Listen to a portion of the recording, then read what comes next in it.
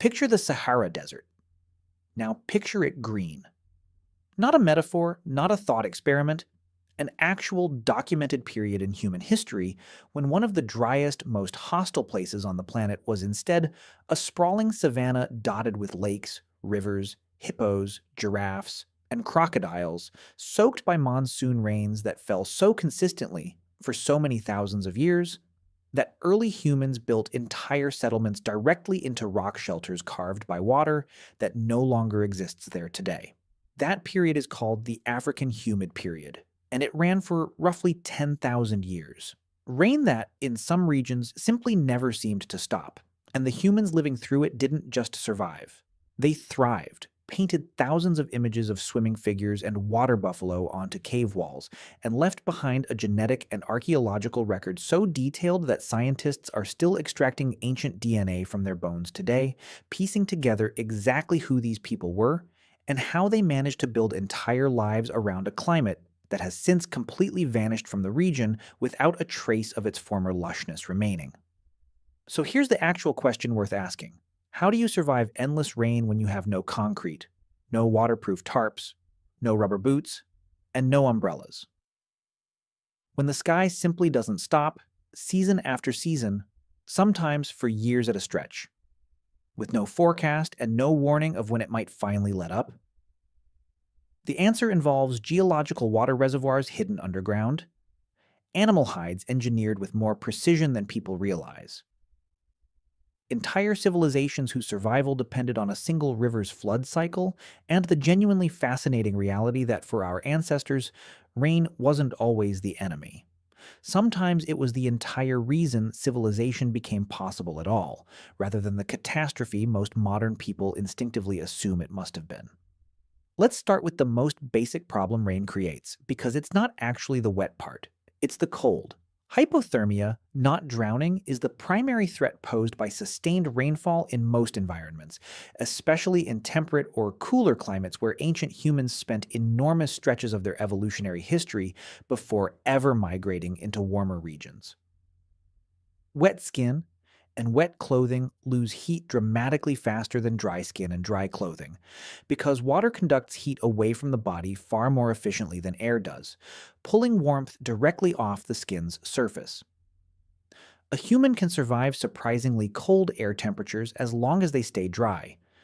The same human, soaked through in identical conditions, can deteriorate into dangerous hypothermia within just a few hours,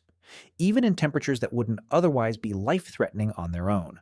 This means the very first and most urgent problem ancient humans needed to solve wasn't keeping rain out entirely, which was often simply impossible given the technology available to them. It was keeping their own bodies dry enough, often enough, to avoid that specific and genuinely lethal threshold, season after season, year after year, generation after generation. This is where clothing enters the story. And it's considerably more sophisticated than the popular image of cavemen wrapped sloppily in random animal pelts thrown carelessly over one shoulder. Tailored animal skin clothing, carefully scraped, stretched, and treated through a labor-intensive, multi-step process, provided both genuine waterproofing and meaningful thermal insulation, a combination modern outdoor gear companies still spend enormous research budgets trying to replicate with synthetic materials today, often with mixed success. The fur side worn outward could shed water in a manner surprisingly similar to how a duck's feathers repel rain, while the inner hide layer trapped warm air directly against the skin, creating a kind of early thermal envelope that modern layered clothing systems still essentially mimic. Some cultures developed methods of treating hides with animal fats and oils specifically to enhance water resistance further, effectively creating an early form of waterproofing treatment using nothing more than rendered fat rubbed methodically into the leather over repeated applications spread across days. None of this happened by accident or trial alone, discovered once and then forgotten. It represented generations of accumulated, carefully tested knowledge passed down. Through direct teaching and observation, knowledge about exactly which animals produced the most water-resistant hides exactly how those hides needed to be processed and cured before use, and exactly how garments needed to be cut and stitched to keep water from finding its way in through seams, gaps, and stitched edges that hadn't been properly sealed. Shelter mattered just as much, and ancient humans approached the problem of staying dry indoors with a level of architectural creativity that rarely gets enough credit in popular imagination, which still tends to picture our ancestors as fundamentally improvising rather than genuinely engineering solutions. Caves and natural rock shelters were the obvious first solution wherever the local geology cooperated. And there's a reason so much of what we know about prehistoric life comes specifically from cave sites scattered across the globe, from Europe to Africa to Asia. Caves offer something rain cannot easily defeat: an already complete, naturally engineered roof carved by water and time long before any human ever needed it, with walls thick enough to stay dry regardless of how long a storm lasted outside or how heavily it fell against the surrounding rock. In regions without convenient caves, ancient builders turned to constructed alternatives, frequently centered around steeply angled roofs covered with thick layers of thatch, woven painstakingly from reeds, grasses, or palm fronds depending on whatever was locally available in that particular environment and climate. The steep angle wasn't a stylistic choice made for appearances or tradition alone. It was functional engineering, refined over generations of trial and error. Water runs off a steep slope far faster than it can pool and seep through, and a properly layered thatch roof, with each successive layer overlapping the one below it like shingles on a modern house, channels water continuously downward and off the edge before it ever has the chance to soak all the way through to the living space underneath and ruin whatever was stored inside. Some cultures built dwellings with raised floors specifically to handle prolonged or seasonal flooding, lifting the entire living area above the waterline using support posts driven deep into the ground, an architectural solution that shows up independently across wildly different climates and continents, from stilt houses scattered throughout Southeast Asia to pile dwellings recorded across parts of prehistoric Europe near lakes and rivers, built by people who never had any contact with each other yet arrived at remarkably similar conclusions. The logic is identical everywhere it appears, regardless of who developed it or when in history. If you can't stop the water from coming, simply build above where the water is actually going to end up when it arrives in force. Drainage channels dug around the perimeter of a settlement, even crude ones scraped out with simple digging tools made from wood, bone, or stone, could redirect runoff away from living spaces and storage pits, preventing the kind of standing water that would otherwise rot food stores, ruin bedding, and create a genuinely miserable, disease-prone living environment for everyone forced to remain there through a long, sustained wet season with no relief in sight. Now here's where the story shifts from simple survival tactics to something considerably more dramatic: entire ecosystems, entire ways of life, and eventually entire early civilizations that didn't just endure heavy rainfall but were actually built around it from the very beginning, shaped fundamentally by its presence rather than merely tolerating it. Roughly 14,500 to 5,000 years ago, the region we now know as the Sahara Desert experienced what scientists call the African Humid Period, frequently nicknamed the Green Sahara. During this stretch, the African monsoon pushed dramatically further north than it does today, delivering sustained, heavy rainfall across a region that is currently one of the driest, most inhospitable landscapes on Earth, a transformation that modern visitors to the desert would find almost impossible to believe ever happened there. The transformation was staggering by any measure available to researchers studying the sediment record. Lakes formed across the open desert where today there is nothing but rock and sand for hundreds of miles in every direction. Rivers ran where there is now only endless dunes. Savanna grassland spread across territory that today supports almost nothing larger than scattered desert scrub clinging to survival. And ancient rock art discovered scattered across this region, first documented by a German explorer crossing the area by caravan in the mid-1800s, depicts a world that seems almost impossible to reconcile with the Sahara most people picture today. Swimmers, hippos, giraffes, elephants, and herds of cattle being driven by groups of hunters, painted onto rock surfaces in a landscape that today couldn't support a single one of those animals for more than a few hours before the heat and lack of water became fatal to any creature unfortunate enough to find itself stranded there. Human populations in the Sahara expanded rapidly during this wet period, settling into rock shelters like the one at Takarkori in southwestern Libya, where archaeologists have found nearly 5,000 years of continuous human occupation, layer after layer of accumulated daily life left behind in the sediment for researchers to carefully excavate, catalog, and interpret decades or centuries later.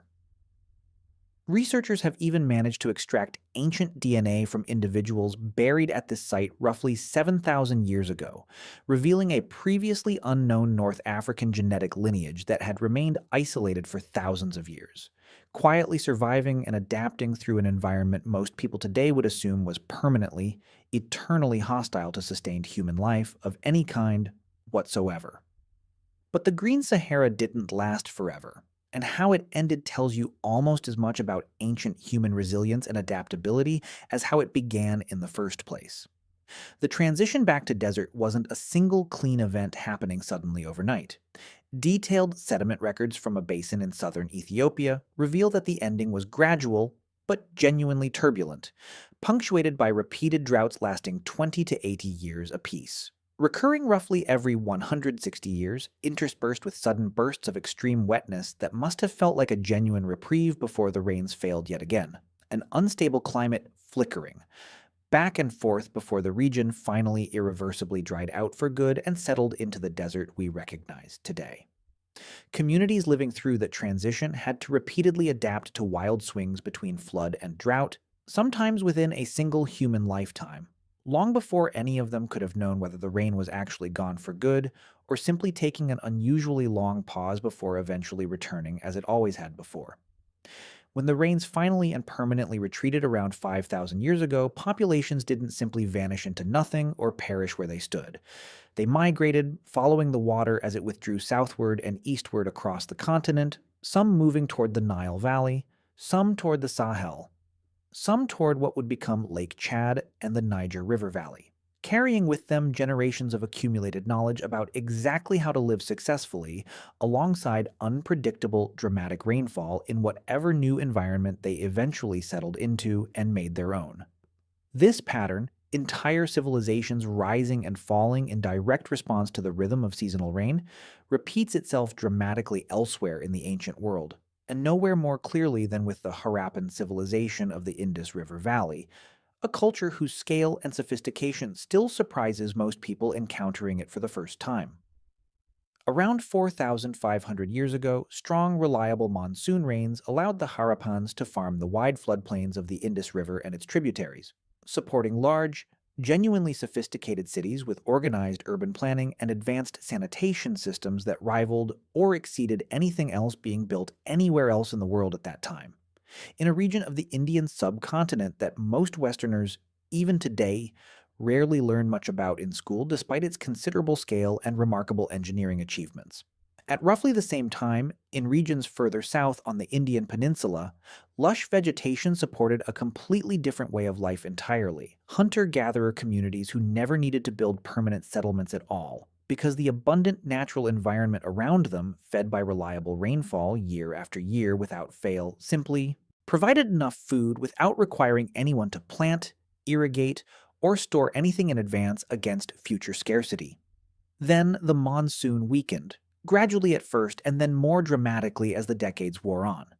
And the entire balance of the region flipped almost completely within a relatively short span of time, upending ways of life that had remained stable for centuries beforehand. The Harappans' agriculture, which had depended entirely on those strong, predictable seasonal rains arriving reliably on schedule every year, began to fail across the floodplain as the rains grew thinner and less dependable, and their once thriving cities were progressively abandoned in favor of smaller settlements clustered in the foothills of the Himalayas, closer to whatever water sources remained reliable as the broader regional climate continued to shift beneath them. Meanwhile, the southern peninsula, which had previously supported easy hunter-gatherer life through sheer natural abundance with comparatively little effort required to sustain it, became noticeably more arid as the rains shifted southward and away, and the people living there were pushed toward an entirely new strategy out of pure necessity: permanent farming settlements, something they had never needed before the climate